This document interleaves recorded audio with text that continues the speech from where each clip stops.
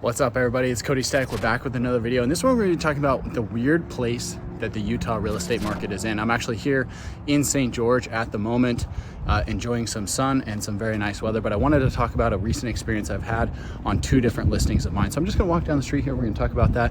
Hopefully I don't drop my phone as I'm filming this, but some recent experience that I've had on a couple of listings that I had. I've got a listing that I just put up in West Valley. This is a home that's listed right in the mid 400 range, and I've got another listing that we put up in Saratoga Springs, a very hot area that a lot of people are looking at and a lot of people are moving to, that is listed in the mid 700 range. Now, both of these homes went up last Thursday. I'm filming this here on the following Monday. So both homes went up last Thursday. So it's been about, let's say 4 or 5 days since these listings went up. I guess maybe about 3 to 4 days rather, since the listings went up. The West Valley property has multiple offers. We've had over 35 showings and 16, maybe 17 offers on this house. Now, this is kind of crazy. The home does need some work. It needs some fix up. It needs a little bit of love. The other house in Saratoga Springs is a newer home. It's only a couple years old. It's very, very nice inside. There's some nice upgrades. The basement is finished. The landscaping's finished. The backyard is finished. But you don't need to do anything if you're moving into this home. Yet, that being said, we've listed the home. We haven't had a single showing on the property yet. And that's just the state of the market, right? One home gets 40 showings, 16, 17 offers. The other home gets no offers, no showings, right? And this is just kind of where the market's at. It's a very, very interesting time. And there's a lot of interesting things happening in the market. So I want to talk a little bit about why that's happening and what you can do to prepare if you're a buyer or a seller in this market, and what that means for you overall if you're looking at making a move either to buy or sell here in this market. So guys, as we talk about these points, my apologies if there's a little bit of wind noise here walking down the street. I wanted to get out. It's about 75 degrees outside, so it's super nice today.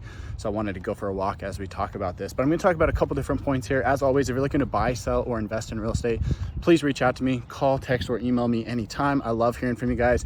I've had hundreds of people reach out to me all across the world to talk to me about relocating here to Utah, or even people here in our own backyard who are looking at making a move, whether it's northern Utah or southern Utah. My team and I are here to help, and we'd love to chat with you. So please reach out to me on the information here on the screen. So with that being said, let's talk about item number one. Right now, there are a ton of buyers out there because of the increase in interest rates that we've seen over the past, roughly 18 to 24 months. We've seen a lot of buyers get pushed out of the market and have to sit on the sidelines waiting to make a decision on what they want to do. Interest rates have gone up, prices have come down a little bit, but not nearly as much as they need to keep home prices or home affordability where it was just a couple of years ago. So even though during the run-up of COVID, we saw prices increase, interest rates came down, it got incredibly affordable for a minute for people to be able to afford homes. However, that's completely gone out the window. As the interest rates have climbed up, we've now seen that prices have come down a little bit, but really not that much. Unfortunately, it basically means that the affordability of homes has just gotten more expensive over the last couple of years. With that being said, there are now buyers who are deciding, hey, now's the time. I got to jump into the market. If I'm going to do it now, I'm going to do it later. I might as well make that decision and do it now. So there's a lot of buyers out there waiting to purchase homes, and that's actually preventing prices from falling at this time. Now, the other thing that I'm noticing when you get one house that has so many showings and so many offers and another home that doesn't, tells me a couple of things. Number one, people want to live closer to town. West Valley, even though it's a probably less desirable city for most people, it is closer to the city. It's closer, it's more central. It's in a more central location compared to the south end of Saratoga Springs, which is more so on the suburbs, right? Saratoga Springs is going to be an area that is very nice. Really, frankly, I don't know anybody who says they wouldn't want to live there based on the quality of the homes that are there and the quality of the neighborhood. Typically, it's just a location thing. So number one, people want to live closer to town. They want to live closer to the amenities that are out there. Number two, it also tells me that because of the difference in price points, there's a lot of demand in the lower price points, especially that entry level range. Whereas as you move up in the range, there's not as many buyers, right? At 700,000, there's not as many buyers as there would be at 450,000. So there's a lot more demand, which is actually propping prices up, because as a home comes up for sale, we're seeing that home get bid up, and then therefore that pushes prices up even higher from where they were. So despite what's going on in the market, even though people are expecting, hey, prices should be coming down, we're actually seeing those prices increase because of the demand in the market at the lower levels. And the thing that you have to keep in mind with that is as those entry-level homes get bid up, that forces more and more people to either continue searching in the market, which provides demand in that price range, or they have to go into a position where they're looking at a higher, more expensive home. Maybe rather than looking at 450, they go up to 500, and then that happens at 500. Everybody's looking at 500 is now looking at 550, right? Just to be able to afford a home, just be able to get a home where the offer is accepted. People are having to bid more, they're having to pay more, and unfortunately that means it's going to be more expensive. Man, my arm was getting tired holding the camera up, so I found a nice little tree to sit under to talk about this next point. The other thing I want to mention is that demand is very high and supply is still very low. We're still seeing a lot of buyers out there in the market, and even though the number of homes that are coming up for sale is increasing, we're starting to see the inventory numbers increase, we're still seeing more demand than we have supply for. Yes, we are seeing homes sit on the market. Yes, we are seeing, more homes come to the market, but that doesn't necessarily mean that the demand is not out there.